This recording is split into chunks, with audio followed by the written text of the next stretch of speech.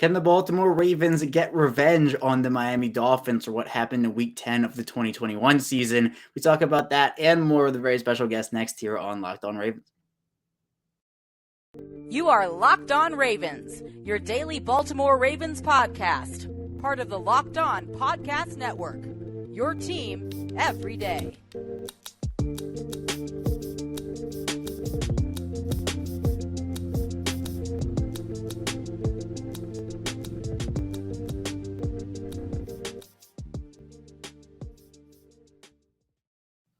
And we returned here with another episode of Locked On Ravens, your daily Baltimore Ravens podcast. I'm your host, Kevin Oestreicher of Ravens Wire. We're here on the Locked On Podcast Network, your team every day. Thank you so much for tuning in, making Locked On Ravens your first listen of the day. We're free and available on all platforms. That includes over on YouTube. We're back, another crossover Thursday edition, and this time it is for the Week 2 Ravens matchup with the Miami Dolphins. If you want to talk about revenge game, this is one of them. Baltimore obviously suffering a Week 10 defeat to Miami in the 2021 season, 22-10 in a game where the Dolphins blitzed and the Ravens had no answer for it. The Ravens defense played pretty well, all things considered, actually, but this is a game now where the Dolphins undergo a coaching change. The Ravens have undergone changes of their own. So I'm expecting a very exciting game. Here to talk with us today about it and do our crossover will be Kyle Krabs of Locked On Dolphins. So we'll be diving into how the Dolphins looked in Week 1, what to expect in Week 2, and more. But before we do that, if you are here with us on YouTube, thank you so much for tuning in. If you want to support the channel, be sure to subscribe here on YouTube, like the video as well.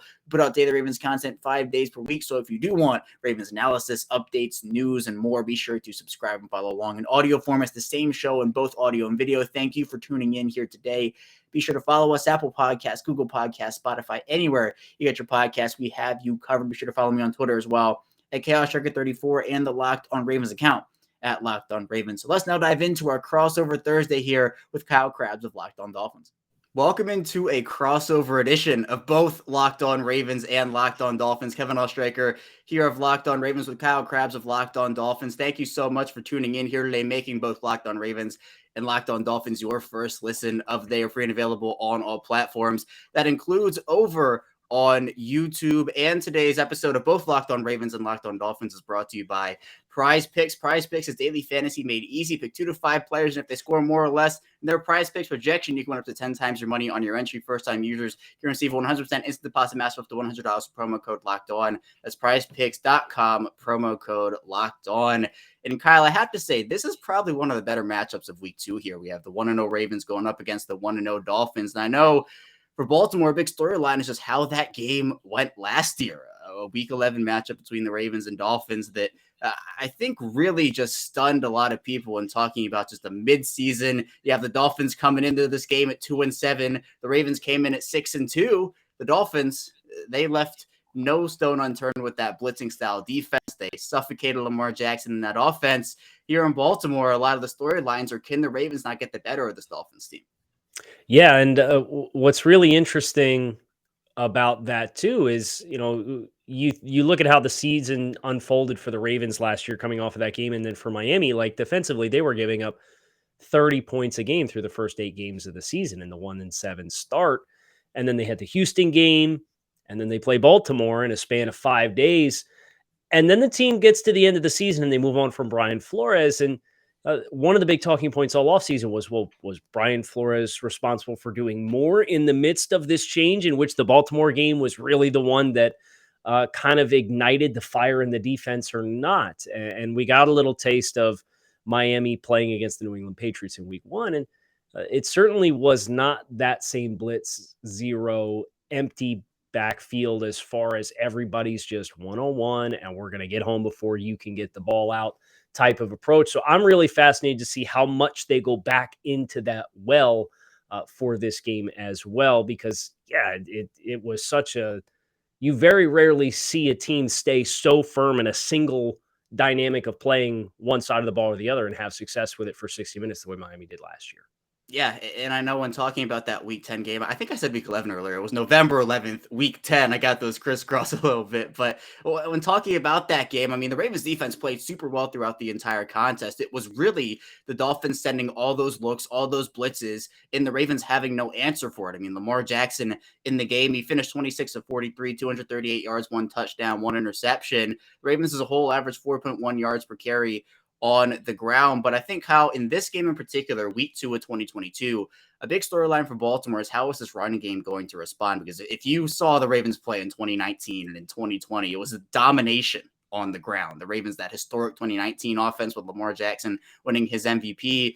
2020, they kind of took a little bit to figure out their identity. 2021, though, they lose J.K. Dobbins against Edwards before the season. They have to really go with, in 2015, we're talking about an all-pro team of Le'Veon Bell and Devonta Freeman and Latavius Murray, but it wasn't 2015. It was 2021. So while the Ravens ranked top 10 in a lot of categories, didn't really look that way. That there were a lot of efficiency issues there. In 2022, the first game against the Jets here, and to the Jets' credit, they have some talented players on that defense. Quentin Williams, one of the better young defensive linemen in this league. The Ravens averaged just 3 carries on the ground. Their leading rusher, Kenyon Drake, averaged 2.8 yards per carry on the ground. So it's going to be a key storyline for them against this very talented Dolphins defense to be able to establish a ground game and I think make that offense very multidimensional, because if they can feed their pass game off of their run game, the run game off of the pass game, that's going to be one of the key storylines for them.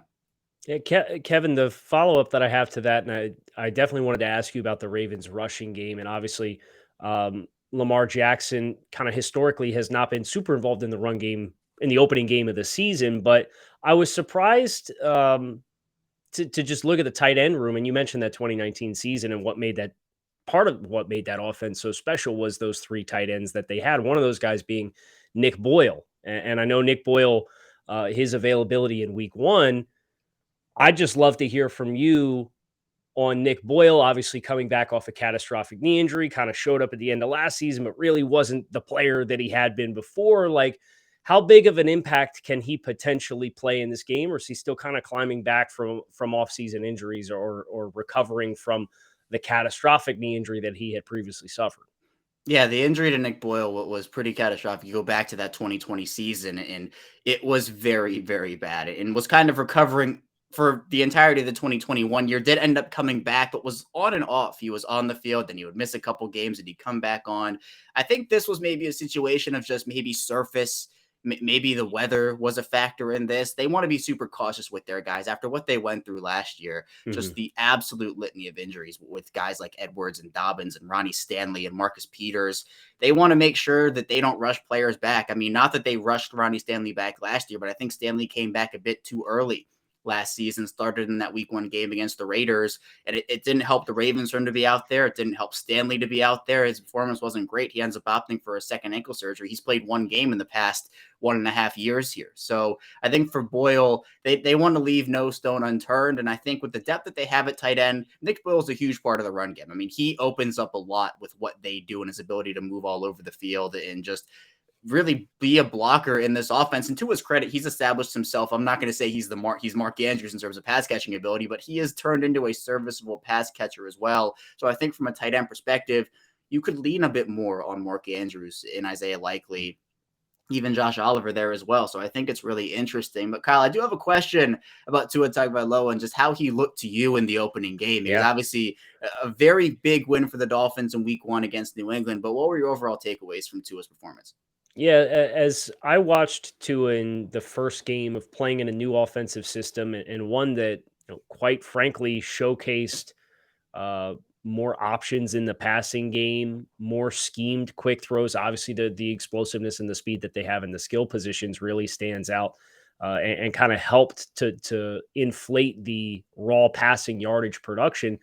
I thought the stuff that he did in structure was pretty solid. You saw a strong understanding of my early reads, or my primary reads are working through progressions. And if he wasn't feeling or sensing pressure or seeing rushers bear down on him from interior gaps, and he was able to throw in rhythm, I thought you saw really good ball placement, really good anticipation to throw to spots on the field. But where I thought there was some room for crippling mistakes and things that you have to clean up and put polish on for Tua Tagovailoa is those off script and outside of structure type plays where you are forced off your spot by pass rush, or an offensive lineman in front of you does lose, or the receiver falls down and you got to quickly move your eyes past that progression and get somewhere else on the field.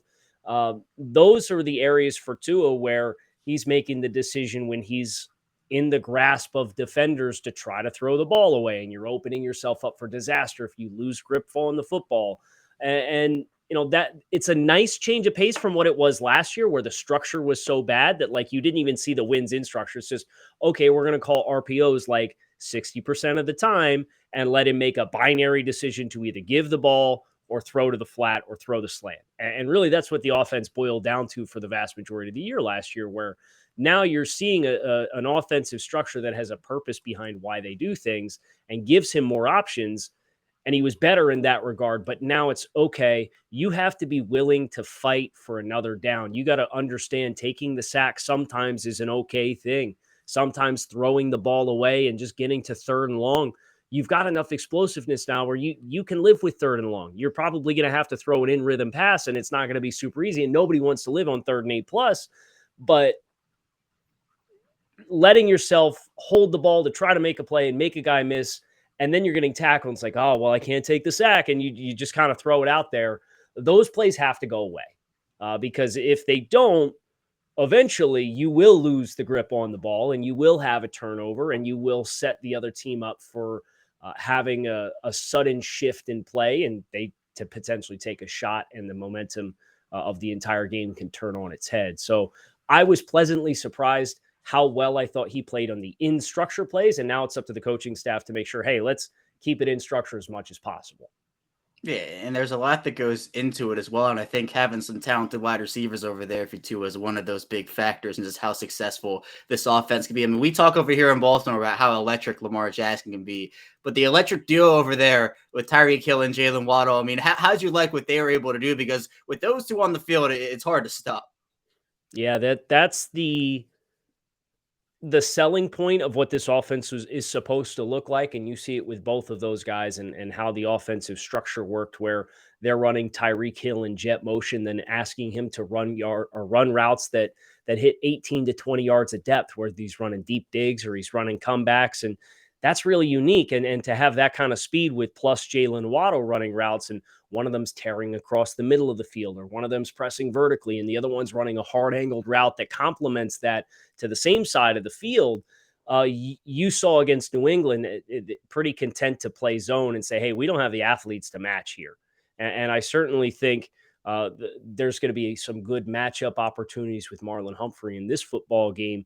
But I'll be really interested to see how that chess match each team chooses to play that, because that is one of the critical identities of the Dolphins defense and as they play, or Dolphins offense, and as they play more together, you would think that there will be more chemistry for some of maybe the explosive plays in the passing game that we saw the glimpse of in the preseason game against Philadelphia. But a lot of Dolphins fans were hoping to get to a chance to see against New England. A lot of that came in yards after the catch, as compared to a lot of air yards pushing the ball down the field. But I mean, you mentioned that the speed here. I mean, these couple guys are like race cars, right? And perhaps you're looking to get your hands and your feet on the gas pedal of a slick new car for a special occasion. Turo is the world's largest car sharing marketplace. With Turo, you can book any car you want wherever you want it from a community of local hosts. Browse a huge selection of vehicles for just about any occasion or budget across the US, Canada, and the UK. Book a spacious SUV or minivan for a family road trip. Get a classic or luxury car for a special event. Find an affordable economy car if you're on a budget or just need to get from A to B. Test drive that new electric vehicle you've had your eye on to see how it fits your everyday life. Many Turo hosts even deliver the car right to you. Every trip is backed by liability insurance. Terms and conditions apply. Ditch boring rental cars and find your drive at Turo.com. And we are back here, our second segment of this crossover edition, Locked On Ravens, Locked On Dolphins. Kevin Ostraker still here with Kyle Krabs. And Kyle, we kind of mentioned it going into our second segment here as we left the first segment, but I think one of the key matchups for me is this Dolphins wide receiver group against what this Ravens team has in the secondary. With Marlon Humphrey, they bring in Marcus Williams, who they really haven't had that deep safety presence since Earl Thomas on the field in 2019. For all the stuff that happened off the field with him, on the field in 2019, he had a very good season for them. And so you can even go back, they haven't had it since Ed Reed or something like that. But Marcus Williams gives them a player who can play in single high, can roam around the deep part of the field.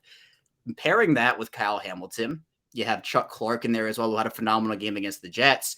The Dolphins, with their bevy of pass catchers and also what they can do with some of the running backs out of the backfield, tight ends as well, if you want to put that in there, the pass catchers the Dolphins have compared to what the Ravens have in their secondary, and even with what they can do playing some dime, putting Chuck Clark up in the box, which they like to do. They like to get physical with tight ends and running backs. Something they have struggled a little bit with over the course of the last couple of seasons here. I mean, one of my key matchups is just how will the Ravens be able to counter the speed of Tyreek Hill and the speed of Jalen Waddle? I think that's something where if the Ravens can at least neutralize, I mean, it's going to be hard to necessarily stop all the production of both those players at once. If they can neutralize both those guys in a way that can help get their offense the ball back, I think that'll be key for Baltimore. Yeah, and I'm super bummed out for you guys that Kyle Fuller had his season end prematurely. He's a great football player. And I certainly think his departure kind of complicates the picture against Miami, where, I mean, they're paying Cedric Wilson $7.5 million a season. And he was a really good run after catch complementary threat. But you said it, as far as the identity of the passing game and what Miami brings to the table is really rooted in Tyreek Hill and Jalen Waddle. And I think your ability to have success in defending these two guys is really predicated on those safeties and linebackers and their discipline in the middle of the field. Because Miami is going to run a lot of rollouts. They are going to look to run against man coverage. They're going to look to run these guys with their speed across the middle of the field, routes carrying across both hashes, and dare you to have the speed to stay in their pocket and carry them, especially if they're running short motion or if they go out of stacked alignments, where kind of they'll muddy the picture and make it more difficult for you to get your hands on them early. So you mentioned Marcus Williams, who's an excellent football player, and Kyle Hamilton, who I absolutely loved coming out of the draft out of Notre Dame. Those guys are going to have to be ready to cut routes across the middle of the field in their presence, and how Miami tries to stack routes on top of that or beyond that. If I'm Baltimore, I'm daring Tua Tagovailoa to make throws outside the numbers. And that's where, when you think about his strengths and weaknesses as a passer, the anticipation is really good. But if you got to ask him to drive a throw outside the numbers beyond 10 yards downfield to the field as compared to the boundary, if he's on the near hash, that's a long throw to make. And that's a hard way to make a living for any NFL quarterback consistently throughout the course of a game. So if I'm Baltimore, that's what I'm hopeful for. And then knowing that Miami is probably going to play into shortening that distance for these completions, you got to be ready for the crossers across the middle, because I really think that's where they'll come out in this football game. And you mentioned Chuck Clark. If he's going to be physical against tight ends, I would expect another quiet game from Mike Gesicki, who had one reception for 1 yard against the New England Patriots, and just feels like a little bit of a square peg in a round hole as far as his skill set, as it more of a linear vertical receiving tight end versus this Dolphins offense under Mike McDaniel is really predicated on, hey, we need you to get your hand in the dirt. We need to sell the run. We need to effectively establish the run. And then we will hit our counter punches off of that. But Kevin, I wanted to ask you about this passing game for Lamar Jackson as well. And the Baltimore pass catchers on the outsider is a little bit less of a heralded group. Obviously, you have a first rounder in Rashad Bateman, but Devin Duvernay has had some bright flashes, and James Prochet. These are slippery guys. So I'm just kind of curious from your perspective, coming into this matchup where Miami will not be with Byron Jones. He's on injured reserve. He'll miss, or PUP. He'll miss the first 4 games of the season. How do the strengths of what Baltimore's receivers do give Lamar opportunities? Because we know about Mark Andrews, right? And he's one of the most productive tight ends in the NFL. But these wide receivers, where Miami will have a chance to have their choice with Xavier Howard and match one of them one-on-one in man coverage, What's the depth of the outside trio of wide receivers look like to you, and where do they win, and how can they challenge Miami's secondary? Yeah, well, one of the great things about Rashad Bateman in particular is his ability as a route runner is some of the best I think the Ravens have had in a pretty long time. And there have been some pretty good route runners who have come through Baltimore, but his ability as a quick first step, is able to get off of the line, has had a couple of issues with drops here and there over the course of his it's very short NFL career so far. He's entering his second season. But I think when the Ravens traded away Marquise Brown, they they sent a signal almost that, hey, look, we're going to go back to the not completely bully ball style, because I think they want to become a lot more balanced than they were in 2019. But in terms of the passing offense, they didn't bring in anybody else except for Demarcus Robinson, who was a late the offseason acquisition, who was cut by the Raiders just, I think, 1 week or a couple weeks before he was brought into the Ravens. So Bateman is your de facto number one guy. And so what you have from him is something I liked was the fact that the Ravens were able to utilize him deep, and he was able to utilize his speed to get behind defenders. Now, he is not this like 4.2 40-yard guy, but he does have deceptive speed, and the Ravens are looking for ways to replace Marquise Brown and the speed element that he brought and just the threat that he was. You know, defenses had to respect the speed of Marquise Brown. They had to put players out there who could counter that. And so we saw it multiple times with Rashad Bateman. He missed a long touchdown earlier with Lamar Jackson. The two couldn't quite hook up, but then a 55-yard bomb from Jackson, a perfectly placed throw. You saw Devin Duvernay too, who had multiple touchdowns of 15 plus yards. I mean, he's somebody who, if I had to pick one guy before the season to say he's going to be the main guy to at least try to replace the speed of Marquise Brown, it would be Devin Duvernay. And I think Baltimore, their offense got off to a pretty sluggish start in the first half of that Jets game. There were a lot of short pass attempts. They weren't really pushing the ball down the field. And that made the Jets say, hey, look, if you're not going to beat us with your passing game, we're going to stack the box. And it made the run game ineffective. So at the end of the day, Baltimore was able to push the ball down the field. And I think that's what they want to do. They want to take deep shots down the field with their receivers. You mentioned James Prochet. He didn't get on the field a lot. He was dealing with a groin injury. He was limited in practice on Wednesday. So we'll see how much he's able to get out there and what he's able to do. But the Ravens, they put Demarcus Robinson out there. He's the veteran in that room. The Ravens, their oldest wide receiver is Demarcus Robinson. He's 27 years old. So it's not like they have that grizzled 31-year-old, 10-year veteran guy. They're rolling with a bunch of third-year guys, a bunch of second-year guys.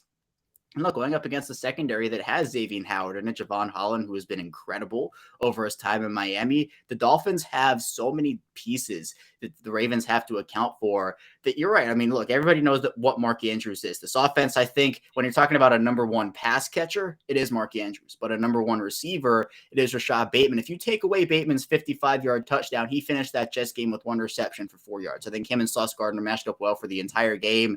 Bateman did get the better of the Jets defense on that one play. But I think what you're going to see is Baltimore try to push the ball down the field a little bit and hopefully use their play action game with hopefully will be a more successful run game to open up those opportunities. We have some score predictions coming up here in just a minute. But before we get there, I'm going to tell you all about our friends over at Bet Online, your number one source for all your pro and college betting needs and sports information this season. Find all the latest sports developments, game matchups, news, podcasts, including Week 2 NFL action. BetOnline is your continued source for all your sports wagering information and is the fastest and easiest way to check in on all of your favorite sports, including Major League Baseball, mixed martial arts, boxing, and even golf. Head to the website today or use your mobile device to learn more about the trends in action. BetOnline, where the game starts. We are back here wrapping up this crossover edition of Locked On Ravens and Locked On Dolphins. Kevin Ostraker still here with Kyle Krabs. And Kyle, this is a game that I think will be one of the better ones this week. I think we look at the Ravens, look at the Dolphins, two teams that are very talented, both on the offensive side and the defensive side of the ball. And so that it can kind of go weird with score predictions in terms of just where people view it is it going to be a high scoring game? You know, is it going to be a game that defense is dominating? I will say last season, this game was 22-10 Dolphins. There was a defensive score by Miami that you saw. So it was a game that I would say was dominated by the defenses. Do you think this is another repeat of that?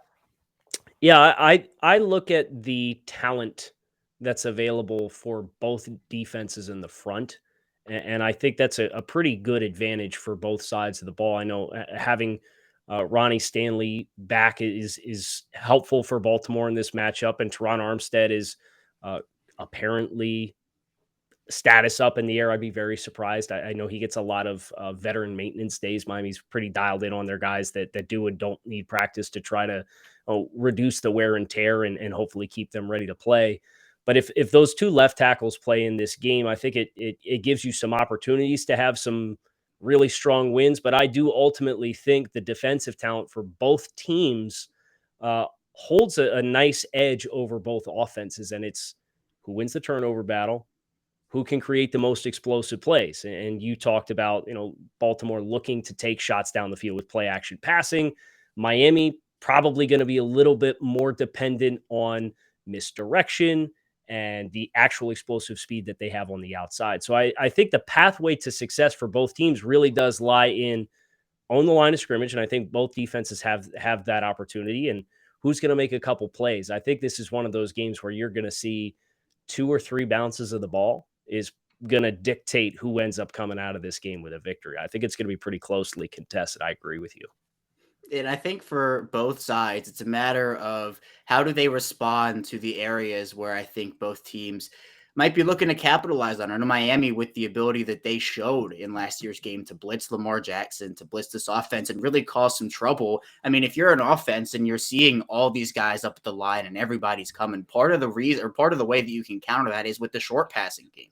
Screen passes being well executed, kind of extending the run game a little bit with some screen passes, which, I mean, Baltimore has had a lot of trouble with screen passes over the last couple of seasons. We saw a successful screen against the Jets that the Ravens ran, and everybody was like, oh, it's a successful screen. Like, yeah. What's happening here? It's been a point of contention for a couple years. So to see that happening, look, if you have 6-7 guys running at you, you can put blockers in space against smaller defensive backs, whoever it may be out there, and you can run screen passes. You can get the short game going, and that will, if you're Baltimore, have the Dolphins respect that. If you're the Dolphins, are you able to put Baltimore in some second and long situations, kind of force their hand a little bit? It's so much easier for an offense, Kyle, and I know you know this, to get into second and short situations, and you have so many other options. If you're put into a 2nd and 10, 2nd and 11, there are so many different options. So I agree. It does probably come down to a bounce of the ball or two here because of just how much talent this team, or both teams honestly, do have. But from a final score perspective, is this a 1-possession game to you? Is it coming down to the wire? Is it on the leg of a Justin Tucker here? Are you looking at that way, or how do you see this game going? Well, I'm glad you mentioned special teams because both of these kickers, you feel like you pass the 40-yard line, you've got a pretty good chance to get points. So when I think about this game, I think Lamar Jackson is too dynamic and explosive. Mark Andrews is too good for you to expect, well, they're not going to move the ball, right? Like, this isn't going to be a game where you get to the end and Baltimore has 210 yards of offense. So your hope is, okay, force kicks, right? So when I do that tally on both sides, as both of these offenses move the ball and they get down into the red zone, I think the tightness that's going to be really brought in when the field shortens will lead to both Justin Tucker and Jason Sanders playing prominent roles in this matchup, which has me inclined to say, we'll probably have 3 or 4 scoring possessions for both teams, but who can convert touchdowns versus field goals? So I am a Dolphins podcast, so I will pick the Dolphins to win a closely contested game. But I would say this is potentially like 20-17 is the kind of final score, and it's really just who gets that extra touchdown versus a field goal type dynamic. But I'm going to put the homer hat on here respectfully and wear it for the Dolphins to hopefully avoid Baltimore getting revenge for the apparently infamous cover 0 game. Yes, a very infamous game over here in Baltimore, definitely, Kyle. I'm gonna put the homer hat on myself here. I wouldn't expect anything less. I think, again, we're on the same wavelength in terms of it probably coming down to a kick or two with a ball bounce here or there. I have it as 23-21 Baltimore. I mean, again, it's one of these games where both teams, you have so much time. I mean, secondary wise, first of all, you just look there. How can Lamar Jackson and Tua Tagovailoa be able to push the ball down the field if they can do that? I think for Baltimore is the ability, hopefully, for them to be able to counter the cover 0 blitzes when they do come, right? We're not sure what the Dolphins game plan is going to be 100% here, but based off of last year, if it is anything similar, and I know there's a lot of changes for both teams from what happened last season, I think that the Ravens, they are better prepared. The Ravens have said they've watched a lot of film in that game. They have prepared themselves for this game. With Baltimore continuing their AFC East tour, they will play all 4 AFC East teams in the first 4 weeks of the season here. You have the Jets first, Dolphins, Patriots, Bills. I think it's important for them to get this win. I'm not calling a game in week 2 a must win, but you could look in December and say, wow, the Ravens really should have won that game. And if they did, they'd be in a better situation. So for me, I think it is a 23-21 Baltimore victory, just based off of, I'll say, the Justin Tucker effect. I think that is what it will come down to, because we've seen it so many times where Justin Tucker just becomes automatic. And so I'm going with Justin Tucker over Jason Sanders personally. But again, this is a game that really could go either way. And to your point, the importance of this game with how we perceive the AFC to be hotly contested, and we've seen teams with winning records in each of the last 2 seasons, and I know firsthand because Miami was 10-6 and then 9-8 and missed the playoffs both times. You'll get to the end of the road, and conference losses can loom large in hotly contested conference and wild card races, and obviously, both of these teams have aspirations for winning their respective divisions, which would throw those concerns on ice. But if you find yourself in that spot, this is the kind of swing game that can push you one way or the other. So absolutely high stakes in week 2 in Baltimore between the Dolphins and the Ravens.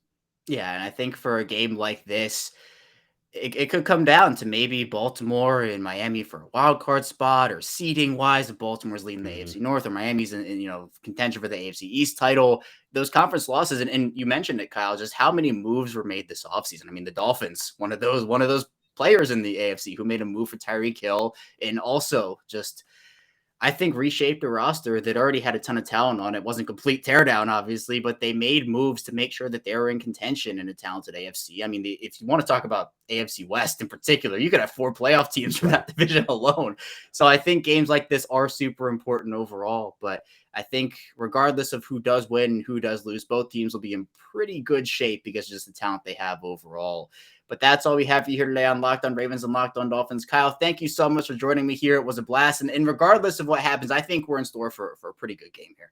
Yeah, win, lose, or hopefully not a draw. I hate ties. But here's hoping for a good game. Here's hoping for continued health for both teams. And Kevin, maybe we'll get to do this again this season. Maybe say January. It would be nice. I'm just saying. So Yeah. It was great talking with you, and great for very appreciative for everybody who tuned in as well to this crossover Thursday edition between Locked On Ravens and Locked On Dolphins. Thanks for listening. Again, a big thanks to Kyle for hopping on talking Ravens and Dolphins. I really do expect this to be a very good, very close game. And I think both sides, with how much talent they have, we're going to see a lot of explosive plays. Now, whether that will be offensive explosive plays or defensive explosive plays, even special teams, it remains to be seen. But regardless, I think we're in store for a very good game on Sunday. But that's all I have for you here today on Locked On Ravens. Thank you so much for tuning in. When we get back in tomorrow, we'll be rounding out our week, diving into a full game preview of the Ravens Week 2 matchup with the Dolphins. So be sure to stay tuned for that, and I will see you right back here tomorrow.